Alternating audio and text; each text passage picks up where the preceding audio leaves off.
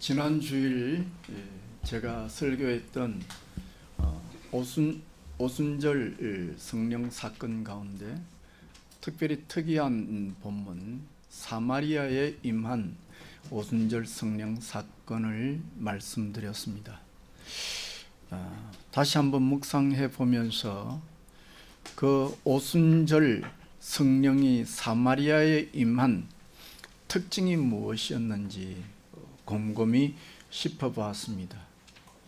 성경에 의하면 사마리아에 오순절 성령이 임하고 나서 조금 신기한 내용들이 있는데, 그것은 사마리아에 오순절 성령이 임하고 난 이후에 다시는 성경 어디에 사마리아와 유대 땅에 대한 갈등과 분열과 아픔은 기록되지 않았다는 것입니다. 그러니까 사마리아에 임한 오순절 성령의 중요한 특징은 그 성령의 역사로 말미암아 수백 년간 내려왔던 이스라엘 민족의 내분의 갈등, 사마리아와 유대의 갈등이 사라져버렸고, 이후로 더 나아가서 이스라엘의 그 무슨 12지파라는 이름도 사라져버렸고, 북이스라엘 지파 출신이냐, 남유다 지파 출신이냐, 사마리아 출신이냐, 이런 것들은 복음을 전하는 믿는 자들에 의하여 완전히 사라져버렸다 하는 것입니다. 그래서 에베소서 4장 3절에 보면 평안의 매는 줄로 성령의 하나 되게 하신 것을 힘써 지키라 하는 말씀이 이 사마리아에 임한 오순절 성령 사건으로 이루어진 것을 보게 되어집니다.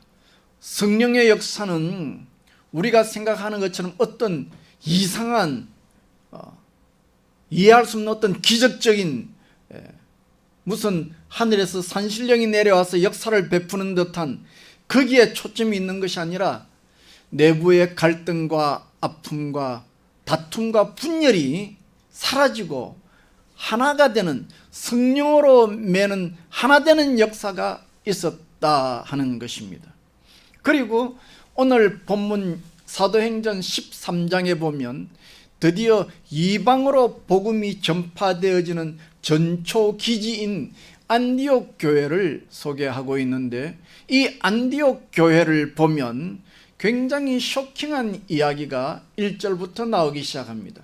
안디옥 교회에 선지자와 교사들, 다시 말하면 오늘 말하면 목사와 장로 정도 되겠죠. 안디옥 교회를 이끌어가는 가장 리더되는 인물들을 사도행전 13장 1절부터 나오는데, 여기에 보면 바나바, 니게르라 하는 시므온, 구레네 사람 루기오, 분봉왕 헤롯의 젖동생 마나엔과 및 사울이라.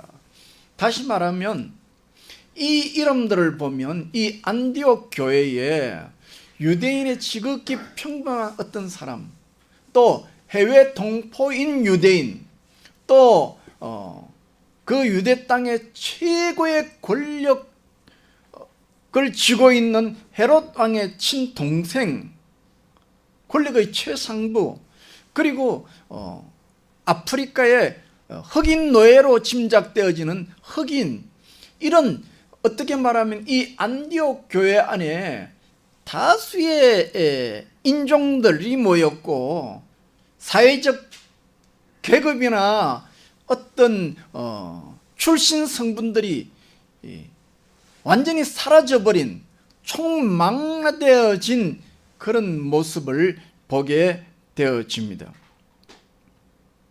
다시 말하면 이들은 성령을 받은 후에 인종과 관계없이, 사회적 계급과 관계없이, 그들이 호남이냐 영남이냐와 아무런 상관없이, 그들이 좌파냐 우파냐와 아무 상관없이 복음 안에서 하나로 똘똘 뭉친 모습을 안디옥 교회에서 소개하고 있습니다. 안디옥 교회는 하나로 뭉쳤다는 사실로만 만족지 않고 예수님의 유훈, 땅끝까지 복음을 전하라는 말씀을 지키기 위해서 그들의 교회의 가장 유력한 대표인 바울과 바나바라는 지도자를 내어놓는 결단을 합니다. 그리고 안디옥 교회가 바나바와 바울이라는 그 당시 초대 교회의 가장 유능한 지도자를 내어놓기 위해서 그들이 기도와 금식을 했다는 것을 보면 안디옥 교회가 이 두 지도자를 선교사로 내어놓는 일이 쉬운 결정이 아니었고 매우 힘든 결정이었고 대단한 헌신이었고 그 교회로 보면 대단한 희생이었고 그 교회로 보면 자신들이 이제 교회가 생긴 지 1년밖에 안 되는 신생교회임에도 불구하고 자기 교회의 부흥과 자기 교회의 미래를 내려놓고 이방에게로 복음을 전하는 일에 헌신을 했다고 하는 그런 모습을 우리는 보게 되어지고 그로 인하여 안디옥 교회는 무려 그 교회라는 간판을 600년 이상 걸고 교회가 이 땅에 지속합니다. 우리가 잘 아는 조선, 이시조선이라 그러죠. 다시 말해 이시조선이라는 말은 단일 왕조라는 말이에요. 단일 왕조. 이시라는 성을 가진 사람의 단일 왕조가 되어서 이시조선이라 그러는데 이 조선의 역사가 518년입니다. 그리고 역사학자들은 말하기를 이 조선이라는 이시조선이라는 나라의 518년이라는 것은 그 당대 주변의 세계를 봐도 한 가문이 518년 동안 변치 않고 나라를 통치한 것은 유례가 없는 역사라고 하는 것이죠. 그런데 세계적으로 한 성씨가 나라를 518년간 장기적으로 집권해온 것이 세계에 유례가 없는 역사인데 하물며 이 지역에 있는 조그마한 교회, 안디옥 교회 그래봐야 우리 교회 정도 될까요? 조그마한 교회가 무려 600년간 그 생명을 이어갔다고 하는 것은 실로 쇼킹한 일이 아닐 수 없습니다. 엄청난 사실이죠. 이런 관점에서 저의 소망도 그렇습니다. 우리 용답동에 있는 초대교회가 비록 외관상으로는 왜소하게 보이나 우리가 이 성령님의 행로에 발을 맞추어서 걸어간다면 우리의 믿음의 우선 중 누구는 분명히 우리 주님 재림할 때 주님을 만나보는 그런 뿌리 깊은 교회가 되리라 소망해 봅니다. 오늘 사도행전 13장은 드디어 복음이 사마리아를 거쳐서 이방 땅으로 번져나가는 바울과 바나바에 의하여 시작된 제1차 선교 여행입니다. 주보에 전면에 바울이 다녀간 1차 여행의 약도가 그려져 있는데 이 제1차 선교 여행에 여러 가지 이야기를 할 수가 있지만 가장 핵심적인 내용 중에 하나는 뭐냐 하면 어떻게 해서 이 복음이 유대인에게서 이방인에게로 흘러가게 되었느냐 하는 과정을 이 제1차 선교 여행에서 잘 보여주고 있다 하는 것입니다. 그래서 저는 이런 본문을 가지고 성령님의 행로를 막지 말라 하는 주제로 말씀을 전하고자 합니다. 그러면 첫째로 성령님의 행로란 무엇이냐? 성령님의 행로, 행로라는 것은 걸어가는 길이잖아요. 코스, 여행 코스란 말이죠. 성령님께서 걸어가신 여행 코스를 보자 이 말이죠. 우리가 잘 알지만 사도행전의 별명이 뭡니까? 성령행전이라고 말하죠. 그런데 여러분이 잘 아시지만 성령님은 육신이 없어요. 손이 없고 발이 없어요. 그러므로 성령님의 행로라고 하는 것은, 성령님이 걸어가신 발자취라고 하는 것은 손이 없으시기에, 발이 없으시기에 반드시 어떻게 나타납니까? 거의 성도들의 발걸음을 통해서 나타나는 거죠. 성도들의 발걸음을 통해서 성령님의 발걸음이 나타난다 하는 것입니다. 그러면 성령님은 누구십니까? 잘 아시는 것처럼 예수님의 영이죠. 예수님의 마음이죠. 예수님의 영의 특징이 무엇입니까? 예수님의 마음의 특징이 무엇입니까? 예수님의 마음은 늘 이 땅에서 가난하고 소외되고 버림받고 멸시받은 곳을 향하였습니다. 그리고 그곳에서 복음을 선포하시고 그들을 용서하시고 치료하시고 회복시키셔서 하나님의 백성으로 세우셨습니다.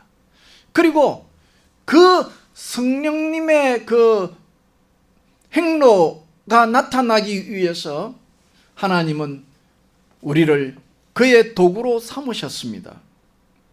그런데 문제는 성령님의 도구가 된 우리에게 문제가 있습니다.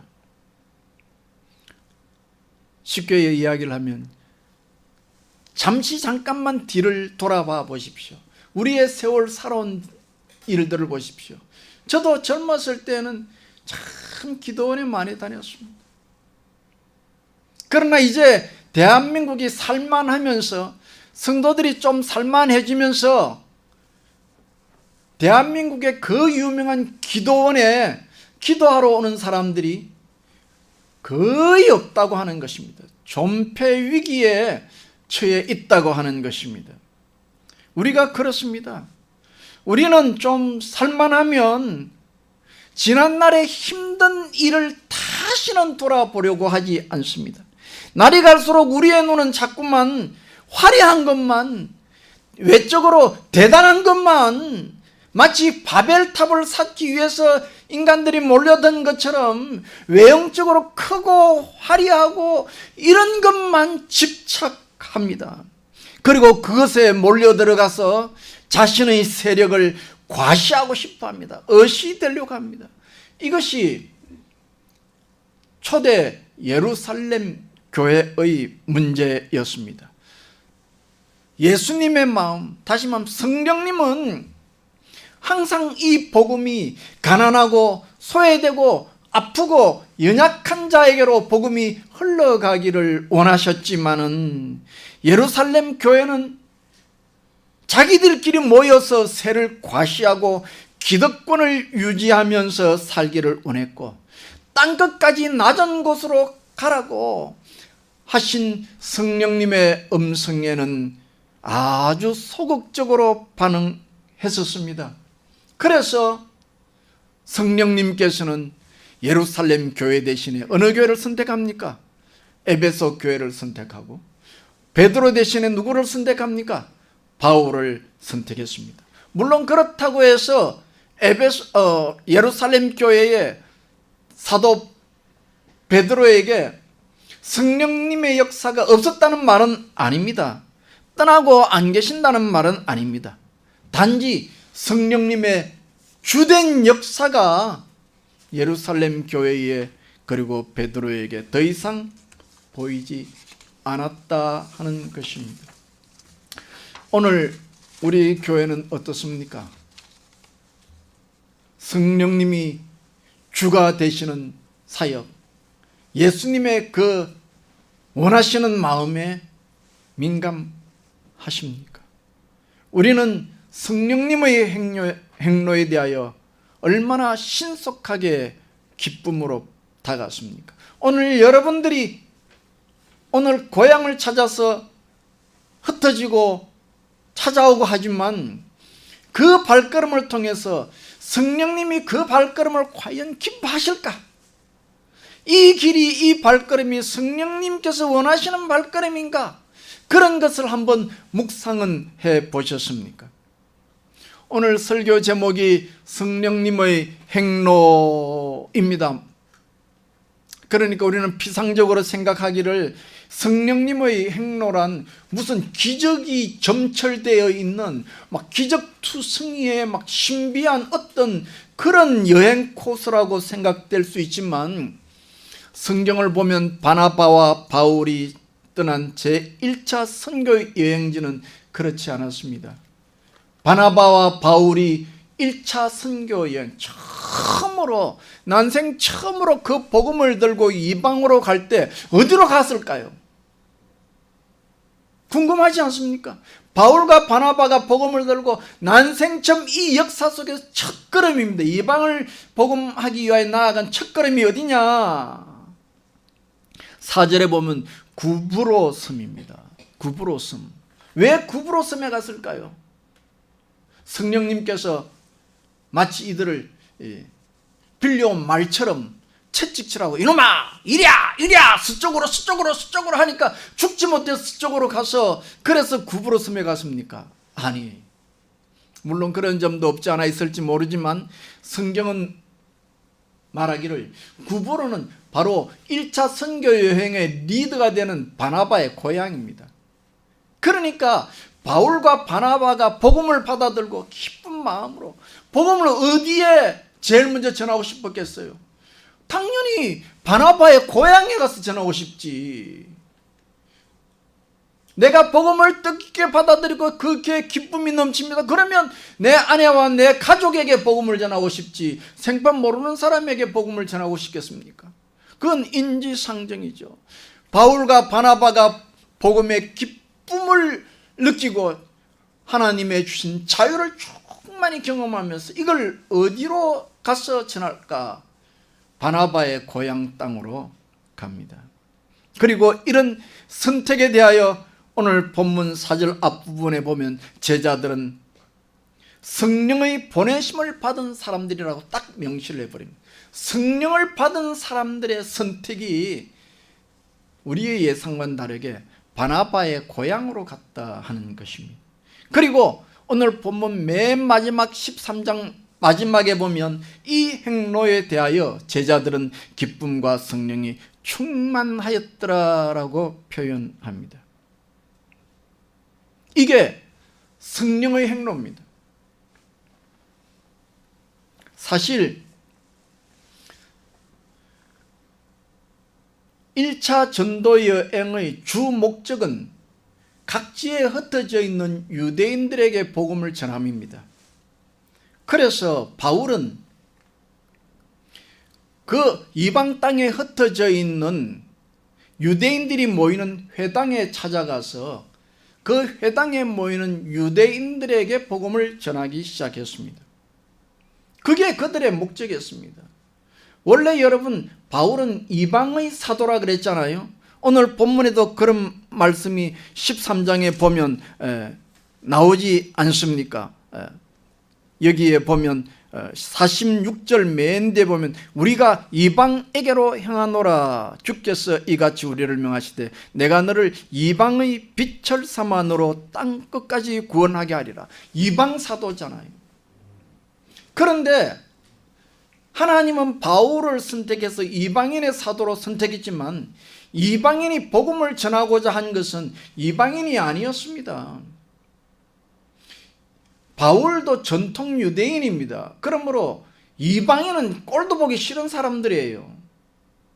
그런데 하나님께서 그냥 야단을 치시니까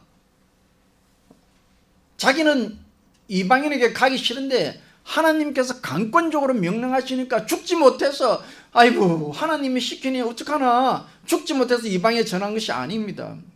그게 아니에요. 그게 성령님의 걸어간 길이 아닙니다. 바울도 유대인에게 복음을 전하고자 했습니다. 그래서 1차 전도 여행에 이방 땅에 흩어져 있는 유대인 회당을 찾아가서 유대인들에게 복음을 전한 것입니다. 그런데 묘한 일이 일어납니다. 대다수의 유대인들이 복음을 거절합니다. 외면합니다. 그리고 곁다리로 앉아있던 그 유대인 말고 유대교로 전환한 이방인들이 거기에 몇 명 앉아있는데 그들이 엄청난 반응을 보입니다. 유대인들은 바울이 전하는 복음을 거절할 뿐만 아니라 바울을 핍박하고 대적하는데 그곳에 앉아있는 이방인들은 아멘이 막 충만합니다.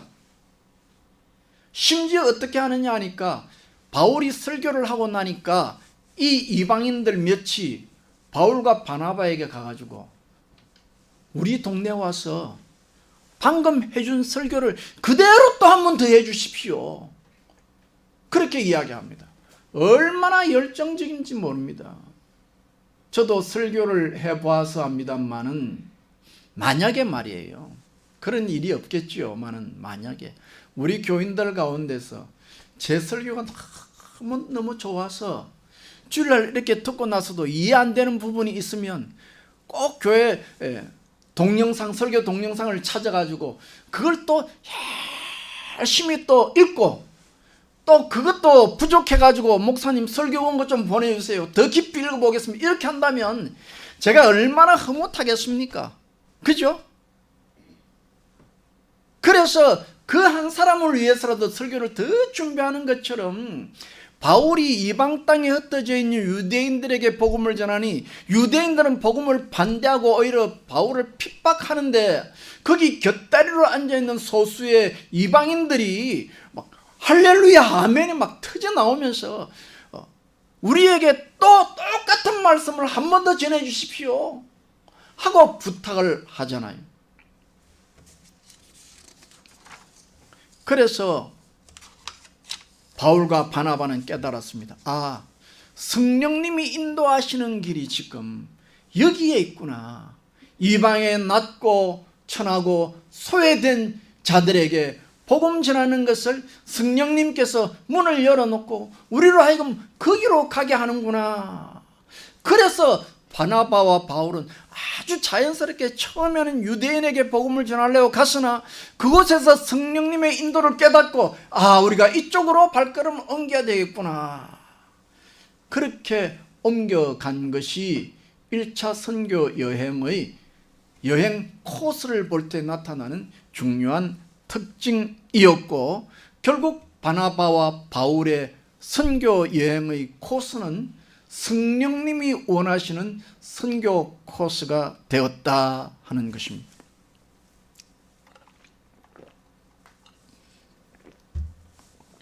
둘째로 이런 성령님의 행로를 방해하는 것이 있었습니다. 비교가 좀 이상하지만 우리말에 호사다마라는 말이 있잖아요. 바울과 바나바가 성령님의 그 마음을 깊이 이해하고 그 발걸음을 유대인에게서부터 이방인에게로 옮겨서 점점점 오늘 주보를 보시면 앞에 지도가 나오지만 이방 깊은 골짜기로 들어갑니다.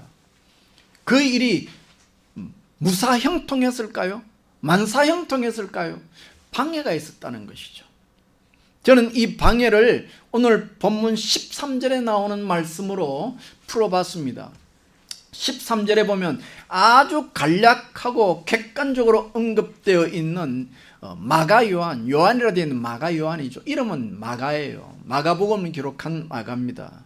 마가의 사건을 말씀드리지 않을 수 없습니다. 마가는 바나바와 바울을 돕기 위한 오늘날 말하면 조수죠. 뒷바라지하기 위해서 따라갔습니다. 그런데 그 당시 기독교의 관점에서 보면 바나바와 바울은 최고의 사부잖아요. 그죠? 중국 무협지문 사부가 나오잖아요. 절대스승이 나오잖아요. 절대스승, 당시 기독교로 볼 때 최고의 스승 바울과 바나바란 말이에요. 그러니까 바울과 바나바를 동행한다는 것은 큰 특권이지, 큰 은혜지. 자신이 성공할 수 있는 절대적인 기회죠. 일반적으로 신학교를 보면 말이죠. 신학교에 전도사님들이 이제 입학하잖아요. 거기를 보면요. 거의 대부분이 대형교회 청년들입니다. 대형교회. 물론 대형교회 청년이 많아서도 이겠지만 중대형교회 청년들이 신학교를 지원하죠. 저도 돌아보면 그 옛날에 그런 사람 중에 하나였고, 그래서 저도 큰 교회당에 우리 목사님은 한복을 잘 입으셔서 두루마기 한복을 쫙 입으시고 목성도 좋고 설교하시면 얼마나 그게 멋지게 보이고 위풍당당하게 보이고, 목사님 한 말씀이 뭔지 수많은 남자 집사 장로 권사님들이 절대 충성하고 막 아멘하고, 야 그게 뒤에서 앉아서 보면 그렇게 멋지고 좋아 보일 수가 없어요. 선망의 대상이었어요. 아마 마가라는 청년이 그런 부류가 아니었을까요? 아마 주변에서 이 바나바와 바울이 1차 선교의 여행을 떠날 때 함께 동행할 사람을 찾는다고 했을 때 주변 사람들이 마가에게, 마가야 네가 따라가라, 너한테는 철호의 기회야, 그렇게 생각했을 것입니다. 왜요? 그 일이 교회 안에서 볼 때는 큰 특권이거든요. 기독교의 최고의 두 사부를 모시고 간다는 것 자체가 영광스러운 일이고, 자신은 출세할 수 있는, 교회에서 출세할 수 있는 결정적인 기회였기 때문입니다. 그리고 마가는 이 기회를 얻을 수 있는 기득권이 있었어요. 기득권. 왜? 마가가 어떤 사람이길래? 마가는 우리가 잘 아는 이 성령만 이야기하면 언급되는 마가의 다락방, 마가의 어머니가 마가의 다락방의 주인이잖아요. 그 마가의 다락방에 120명인가 뭐 이렇게 사람들이 많이 모였는데, 그 옛날에 그 다락방에 120명이 모였다는 것은 집이 얼마나 컸다는 이야기예요. 마가의 어머니가 엄청 잘 살았다는 거예요. 그래서 자기 집에 120명의 수백 명의 사람을 초청해서 거기서 기도회를 열 만큼 영적인 역사도, 영적인 실력도 대단하다는 거예요. 그 당시에 그렇게 자기 집에서 성령 집회를 할 만큼 대단한 어머니였고, 신약 성경에 아예 마가의 어머니의 이름을 기록해 놓은 걸 볼 때 초대 교회에서 상당한 능력이 있는 어머니였어요. 또 두 번째는 이 마가의 삼촌이 누구냐? 다름 아닌 바나바예요. 그러니까 바나바하고 마가는 삼촌하고 조카 사이예요. 훗날 이 마가 때문에 바나바랑 바울이 다투잖아요. 심지어 바나바는 마가를 끝까지 데려가야 한다고 그러고, 바울은 배반한 청년을 왜 데려가느냐고 그래가지고 싸우잖아요. 그만큼 이 마가는 그 초대 교회 안에서 종교적 기득권을 가지고 있는 청년이에요.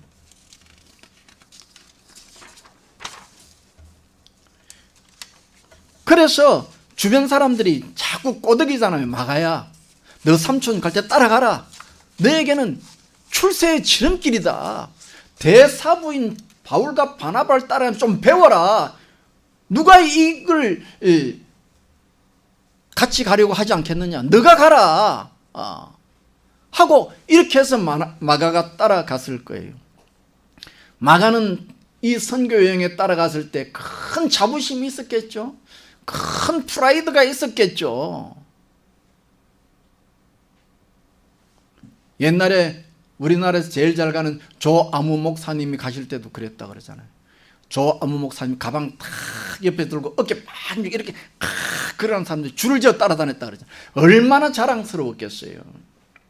그런데 마가가 1차 선교 여행에 동참해 보니 일이 이상해지는 겁니다.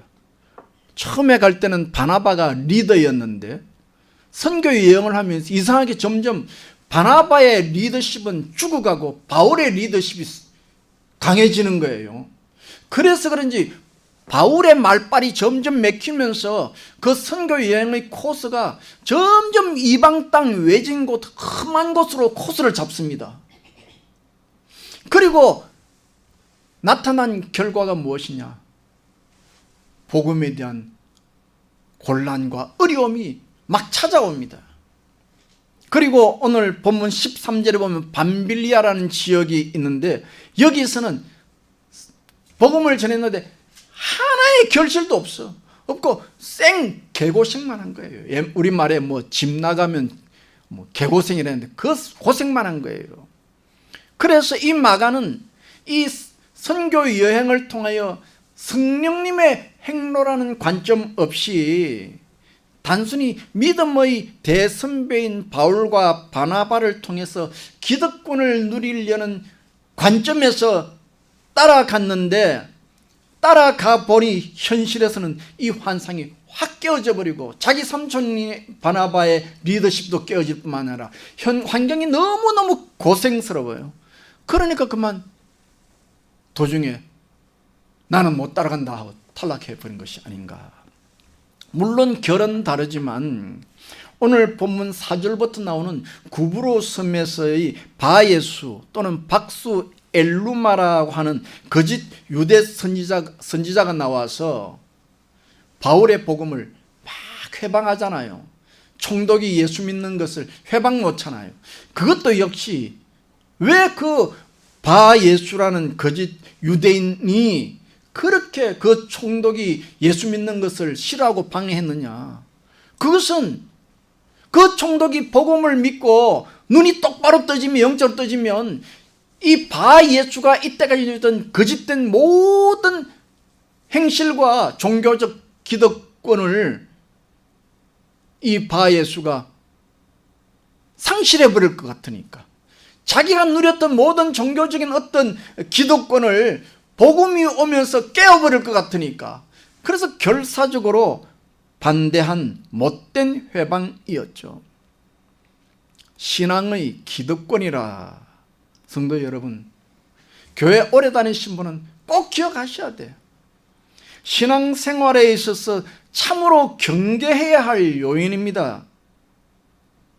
앞서 말씀드린 것처럼 이 성령의 행로에 왜 예루살렘 교회가 탈락하고 에베소 교회가 다시 일어났으며 베드로가 탈락하고 요한이 다시 바울이 다시 일어났습니까?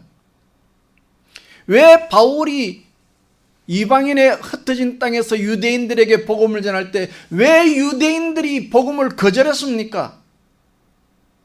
유대인들이라는 자신들은 하나님에게 선택받은 거룩한 백성이라는 종교적 우월감과 기득감으로 똘똘 뭉친 사람들이잖아요.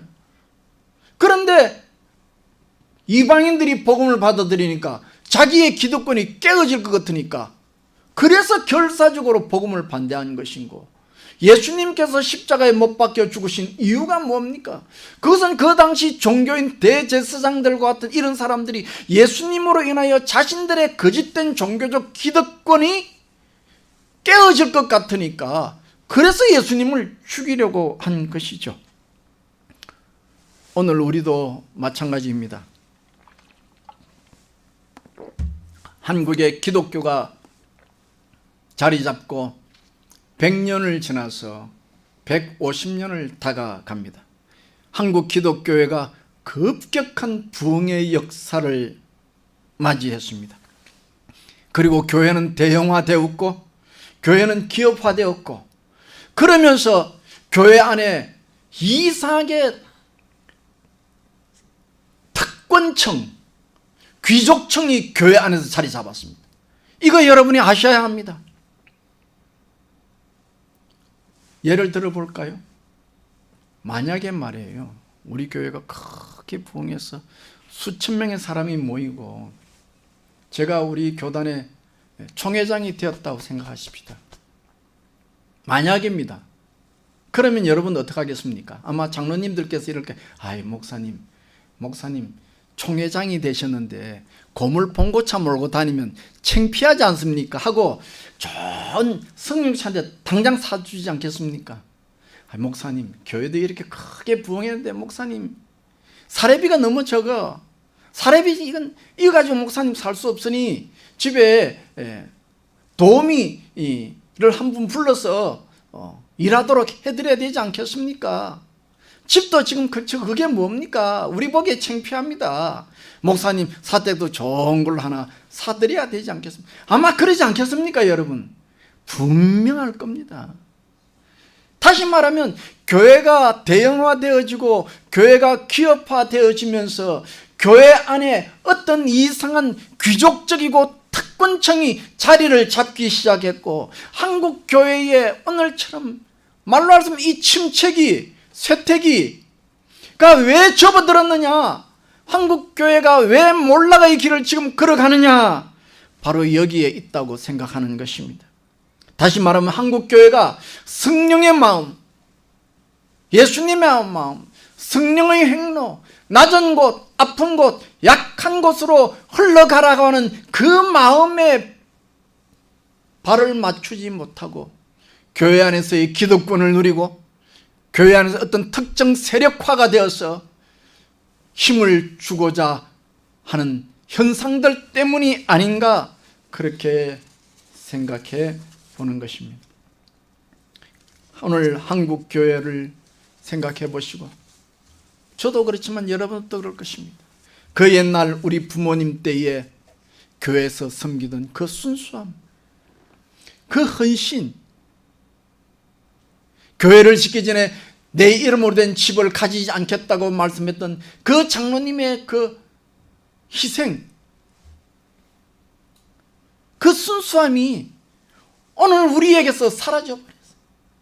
그렇게 헌금 10원짜리 한 장을 하더라도 그 돈이 없어서 그걸 다리미로 바짝 다리고, 토요일 되면 주일 지키기 위해서 목욕 재배하고 옷 다려입고 준비한다고 그렇게 정성적으로 주일을 맞이하던 그 마음들이 사라져버리지 않았습니까?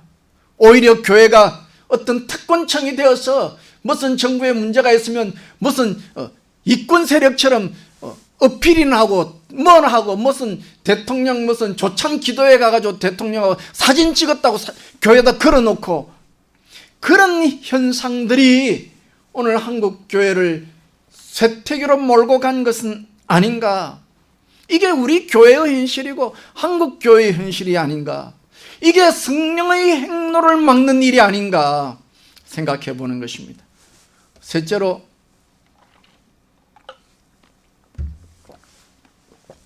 이 성령님의 행로는 어떻게 되었습니까? 사도행전이 참으로 중요한 책인데, 이 사도행전의 중요한 특징이 하나 또 있습니다. 그게 뭐냐면, 창세기부터 계시록까지 성경책이 66권이 있지만 아주 중요한 특징 하나는 뭐냐니까, 사도행전에 설교문이 참 많다는 거예요. 설교문이 다른 성경에 비해서 압도적으로 설교문이 많다는 거예요. 그리고 여기에 우리가 아는 소위 말하는 바울의 첫 번째 설교가 오늘 본문에 기록되어 있죠.